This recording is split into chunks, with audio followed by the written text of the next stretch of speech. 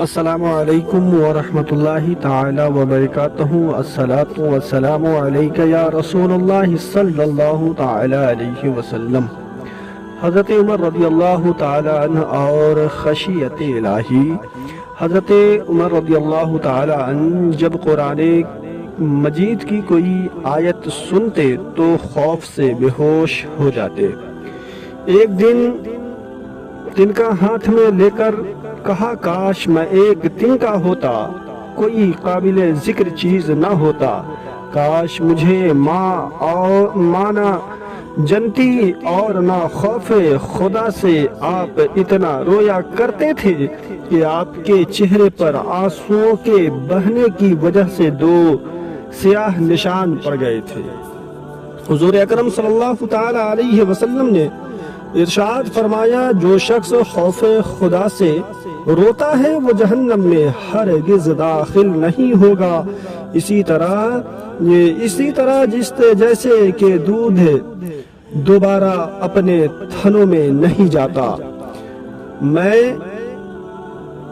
میں ہے کہ یہ دقائق الاخیار میں ہے کہ قیامت کے دن ایک شخص کو بلایا جائے گا، جب اس کے اعمال تولے جائیں گے تو وہ برائیوں کا پلڑا بھاری ہو جائے گا، اسے جہنم میں ڈالنے کا حکم ملے گا۔ اس وقت اس کے پلکوں کا ایک بال اللہ کی بارگاہ میں عرض کرے گا کہ اے رب ذوالجلال، تیرے رسول صلی اللہ تعالی علیہ وسلم نے ارشاد فرمایا تھا، جو اللہ تعالیٰ کے خوف سے روتا ہے اللہ تعالیٰ اس پر جہنم کی آگ حرام قرار دیتا ہے، اور میں تیرے خوف سے رویا تھا۔ اللہ تعالیٰ کا دریائے رحمت جوش میں آئے گا اور اس شخص کو ایک اشک بال کے بدلے جہنم سے نجات پا جائے گا۔ اس وقت حضرت جبریل امین علیہ السلام پکاریں گے، فلاں بن فلاں ایک بال کے بدلے نجات پا گیا۔ ہدایت الہدایہ میں ہے کہ قیامت کے دن جب جہنم کو لایا جائے گا تو اس کے ہیبت ناک آوازیں نکلیں گی، جس کی وجہ سے لوگ اس پر سے گزرنے میں گھبرائیں گے۔ فرمانے الہی ہے، جب کوئی جہنم کے قریب آئیں گے تو اس سے سخت گرمی اور خوفناک آوازیں سنیں گے، جو 500 سال کے سفر کی دوری سے سنائی دیتی ہوگی، جب ہر نبی نفسی نفسی اور حضور صلی اللہ تعالی علیہ وسلم امتی امتی کہہ رہے ہوں گے۔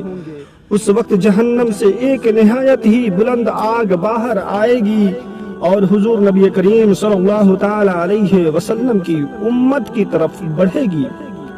آپ کی امت اس کی مدافعت میں کہیں گے، اے آگ، تجھے نمازیوں کا صدقہ دینے والوں کا، روزے داروں کا اور خوف خدا رکھنے والوں کا واسطہ، واپس چلی جا، مگر آگ برابر بڑھتی چلی جائے گی۔ تب حضرت جبریل امی یہ کہتے ہوئے کہ جہنم کی آگ امت محمد صلی اللہ تعالی علیہ وسلم کی طرف بڑھ رہی ہے، آپ کی خدمت میں پانی کا ایک پیالہ پیش کریں گے اور عرض کریں گے، اے اللہ کے نبی صلی اللہ تعالی علیہ وسلم، اسے آگ پر چھینٹے ماریں۔ آپ آگ پر پانی کے چھینٹے ماریں گے تو وہ آگ فوراً بجھ جائے گی۔ اس وقت آپ صلی اللہ تعالی علیہ وسلم جبریل امی سے پوچھیں گے، اے جبریل امی، اس پانی کے متعلق کیا کہتے ہیں؟ جبریل امی کہیں گے، حضور، یہ خوف خدا سے رونے والے آپ کے گناہگار امتیوں کے آنسو تھے، جو مجھے حکم دیا گیا کہ میں یہ پانی آپ کی خدمت میں پیش کروں اور آپ اس سے جہنم کی آگ بجھائیں۔ حضور صلی اللہ تعالی علیہ وسلم دعا مانگا کرتے تھے، اے اللہ، مجھے ایسی آنکھیں عطا فرما جو تیرے خوف سے رونے والی ہوں۔ اے میرے دونوں آنکھوں، میرے گناہوں پر کیوں نہیں روتی؟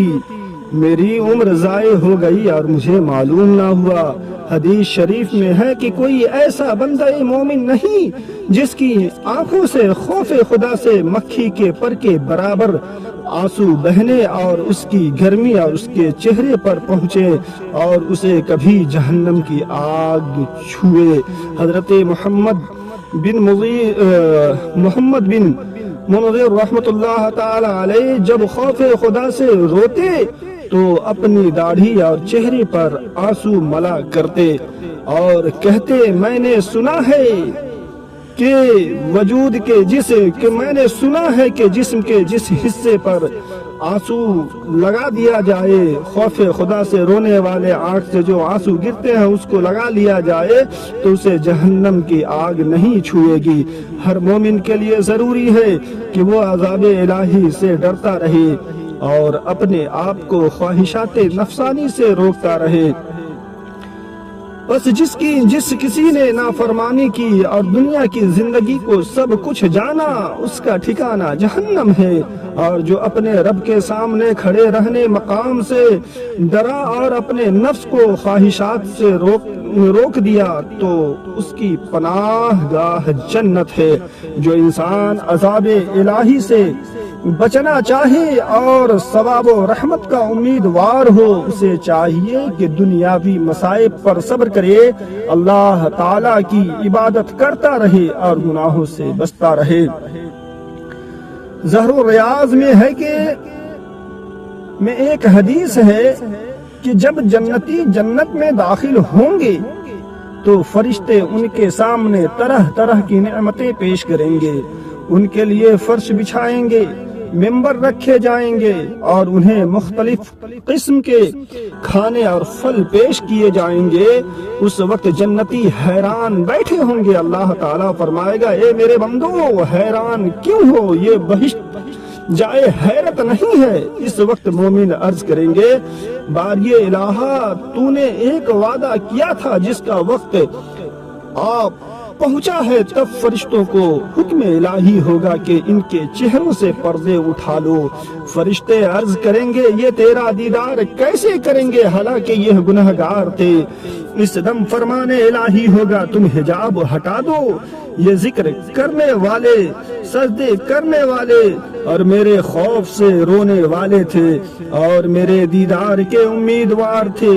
اس وقت پردے اٹھا دیے جائیں گے اور جنتی اللہ کا دیدار ہوتے ہی مسجد میں گر جائیں، سجدے میں گر جائیں گے۔ فرمان الہی ہوگا سر اٹھا لو، یہ جنت دار العمل نہیں دار جزا ہے، اور وہ اپنے رب کو بے کیف دیکھیں گے۔